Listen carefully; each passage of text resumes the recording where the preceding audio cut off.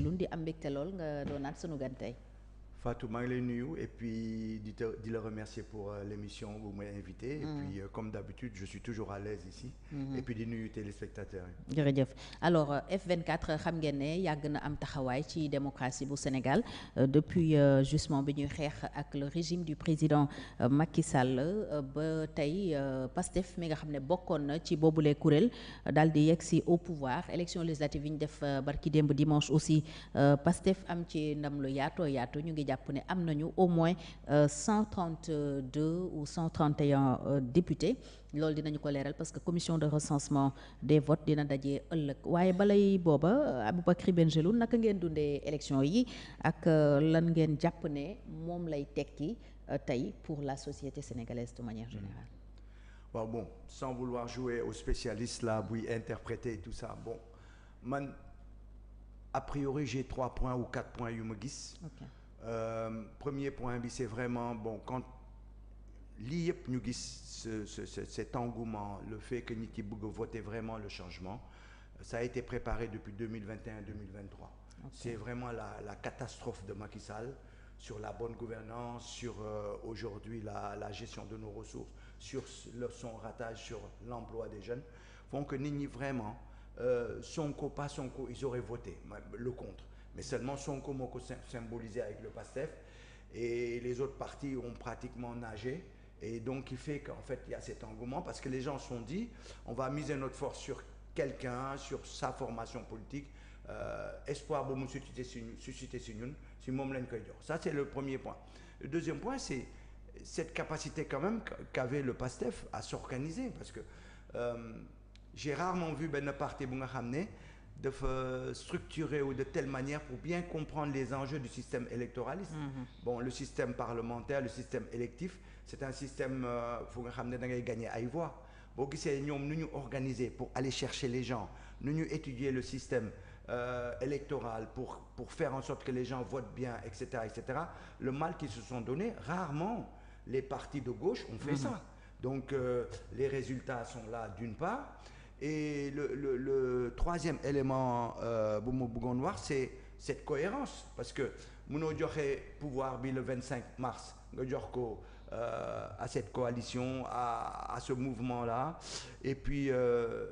6 mois après nga bañ ko jox les moyens de mener sa politique. Et le dernier élément nag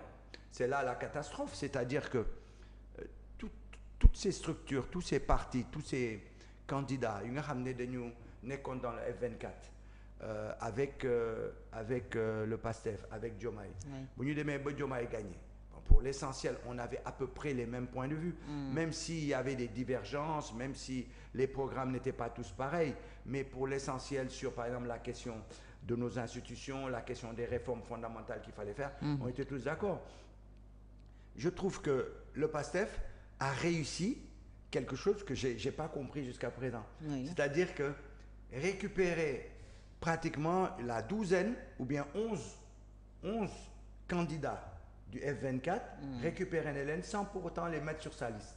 c'est-à-dire il a réussi à les convaincre en leur disant je pars sur ma propre bannière mais vous venez avec moi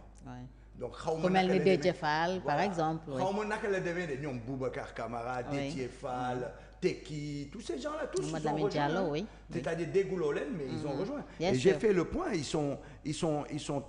11 sur les 13 candidats du F24 c'est-à-dire il reste que 2 ou 3 il reste Thierno Alassane Sall il reste Khalifa Sall et puis Hamadoun Kane ils étaient que 3 en dehors donc on ne peut pas dire qu'il n'a pas rallié en fait alors que moi ma thèse avant les élections c'était de dire il faut absolument s'ouvrir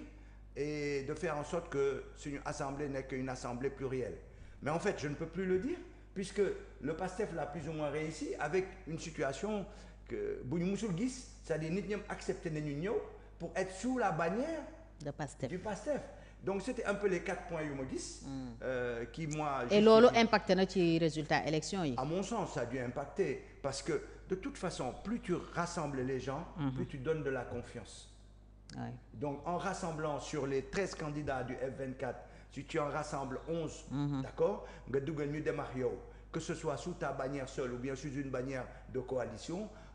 l'essentiel, la dynamique, elle est là. Or, les gens aiment cette dynamique. Donc, voilà à peu près 4 points yu ma gis un peu en termes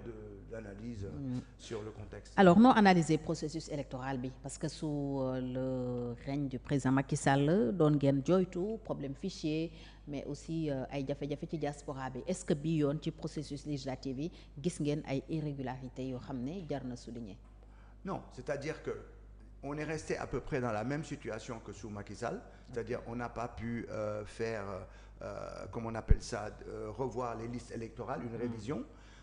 On n'a pas pu permettre aux gens qui ont perdu leur carte d'identité